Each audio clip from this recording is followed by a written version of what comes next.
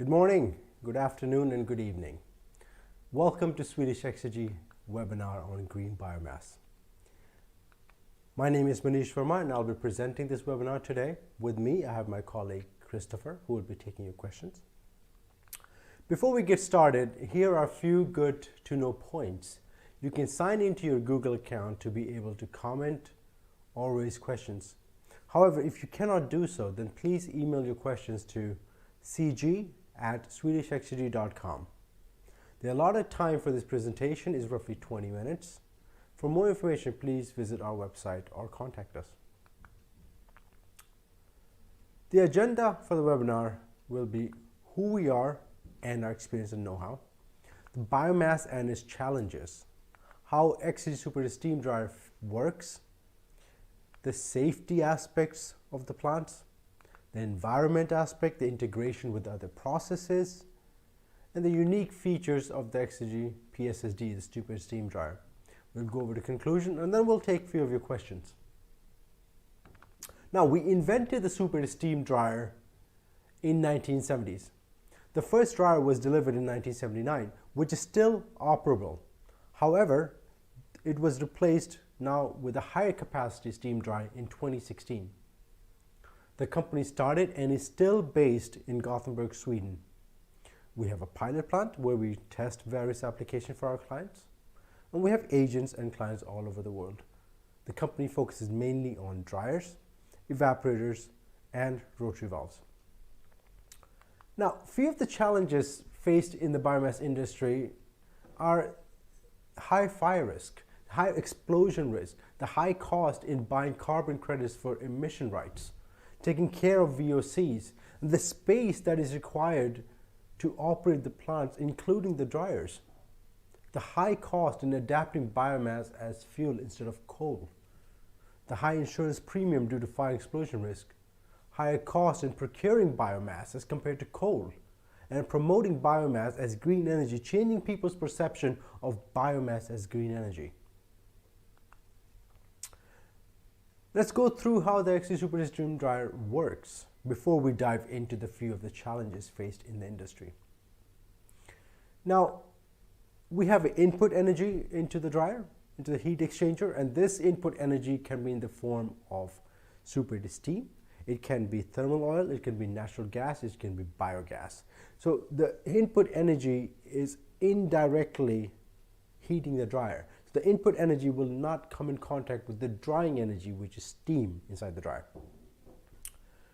We return part of that energy in the form of, let's say, condensate or thermal oil, depending on the input energy.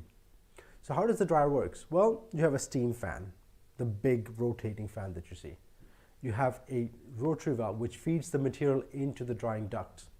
The steam fan, together with the steam, takes the biomass up and down the drying duct and into the cyclone, where the biomass is separated from the steam. The biomass exits the rotary valve and steam is recirculated. And at any given point, we're producing more and more of this steam because we are taking more and more energy out from the biomass. This energy has to go somewhere, and we'll come back to this energy soon. The steam is then recirculated in the heat exchanger, and the process continues. Now, for future, let's say, if we know from beginning, and you know that the client wants to have an expansion, the capacity they want to expand, let's say in year 3 of operation or year 5 of operation, if we know this from beginning, it's quite simple to do future expansion of the dryer. We replace one of the drying ducts with a loop heater. Then we can increase the capacity with anywhere from 30 to 40%. Now this energy, coming back to this return energy from the steam dryer, this can be used in many processes, such as carbon capture, for pre-dryer, for district heating, for MVR, to make heat energy for the Exergy dryer, from the energy that is returned from the Exergy dryer, making the Exergy dryer self-sustainable in terms of heat requirement. It can then also be used for electricity production or any other usage where the steam can be used in client's process. Now, few of the processes listed above will be looked at more in details in the webinar. If we go over to the fire and explosion, this is a big problem in the industry, where dryer impacts the company's safety credentials. The leading cause of monetary loss in terms of production losses related to combustion when we look at equipment between 2004 and 2015, a study conducted by ERI Solutions, number 1 was dryers, number 2 tank and vessel, and number 3 RTO. We can eliminate 2 out of 3 top risks by replacing and adopting the XC Super steam dryer. Now, fire needs 3 things to stay alive. It needs oxygen, it needs dry fuel, it needs high temperatures. We can eliminate the fire risk by replacing one of the pillars in this fire triangle. We cannot replace the heat or the fuel source. So that leaves us with oxygen. Well, let's replace the oxygen with superheated steam. What happens then? Well, we get an environment where fire is not possible, thusly eliminating the fire and explosion risk faced in the industry and increasing operational safety of the plants. Cost is another thing that we have to take into account. And to minimize the high cost of operation and capex, we need to take into account the whole dryer island and not just the dryer itself. So let's take a look at this conventional dry island. Well, we need the dryer.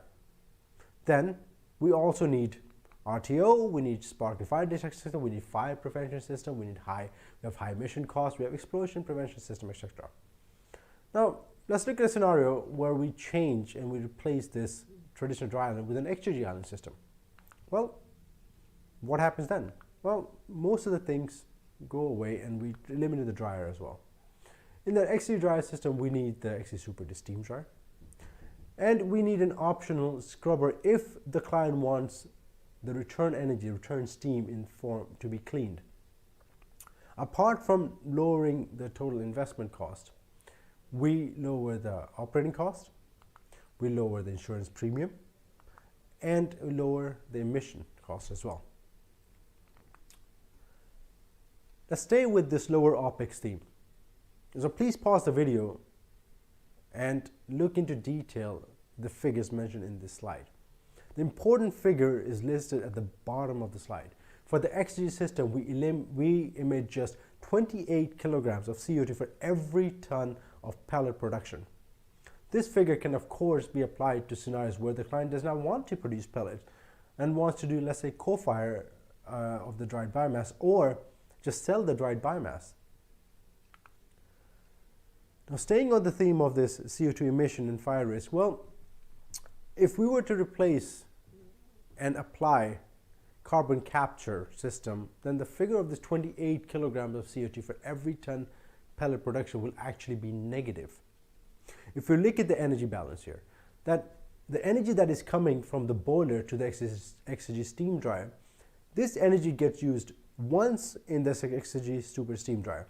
The return energy from the steam dryer provides energy for the CO2 capture system. The energy from the CO2 capture system then goes on to the other processes such as process drying, ORC, timber heating, for pre-drying. So the same energy gets used 3 times in various forms. And if pelletizing is the goal, then the energy from the steam dryer, part of that energy that goes to the CO2 capture, can also go to the pellet mills. If we look at the energy that is needed to produce 1 ton of pellet, and this is an assumption that we can do for if you're not producing pellets as well, then we have a few figures that we have assumed here. We see that the power consumption is roughly the same for all drying technologies, but it is the net heat consumption that is interesting. We assume that the client has a burner or boiler. The total net heat consumption for XG system is only 80 kilowatt hour for every ton pellet produced. This is achieved because the XG system does not require any air treatment system or any other processes, and it can also provide energy to the pelletizing machines. For cases where pelletizing is not required, or perhaps co-fire is the option, we just subtract the pelletizing energy need. The unique features of the XG steam dryer, along with the above mentioned, are as I said, low insurance costs. We don't need to have ADA certification, and we have no air emission from the dryer. Since it's a closed-loop system, we have no VOC either, and we have no odor to atmosphere. We don't need expensive RTO or off-gas treatment. We recover up to 95% energy that is put into the dryer. We have a uniformly drying product, and this is especially important if you have coal fire, let's say, or if you make pelletized. You want the biomass to be uniformly dried. You don't want the top layer to be more dry than the bottom layer, or one part of the biomass batch is dried more than the other batch. You want it to be uniform dry. In the steam dryer, every single fiber gets exposed to the same condition. And we are drying within 10 to 20 seconds, so we have very, very small amount of material in the dryer at any given point. We have a very small footprint because we built on height. And indirect heating means that various sources of energy can be used. We have a low running and maintenance cost, and up to 99.9% dryness can be achieved if required. Long life cycle with very fast return on investment is possible because we don't have many rotating parts, so not many things can go wrong. And the biomass that is coming out of the steam dryer is already steam conditioned, so that does not need to be done either. So in conclusion, looking back at the few of the challenges faced in the industry, such as fire, safety, high cost, emissions, they all can be minimized to the point where they can be eliminated when choosing the right solution. Biomass is the optimal fuel source for replacing coal, for lowering emission, for lowering costs, for increasing safety.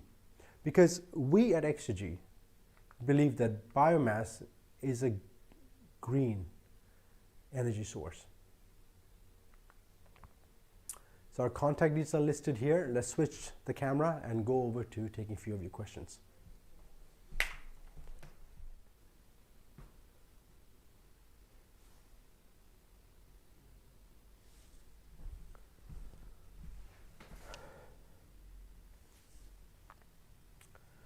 So, thank you. Christopher, do we have any questions? Yeah, we have a few of the questions that has been coming in on their email during the webinar. And the first question we have that we get quite often is what steam pressure is needed to be able to run our superheated steam dryer with the steam as a heat source? Well, as I mentioned a couple of times, that steam is not required as the heating input, but if you have superheated steam, we can run anywhere from 12 to 60 bars. So the higher the steam pressure, the lower the capex will be, because the lower the dryer will be. Perfect. Then we have another question in regards to lignin. The question is, what about other fractions of biomass like lignite? Can you dry that, or do you have any experience with that? Well, we've conducted tests on lignin with positive results many years ago. Along with that, I mean, we can dry lignin, we can have a look at nanocellulose as well, and other fractions from biomass. So it's not only limited to biomass that is used for combustion or for pelletizing. Okay, perfect.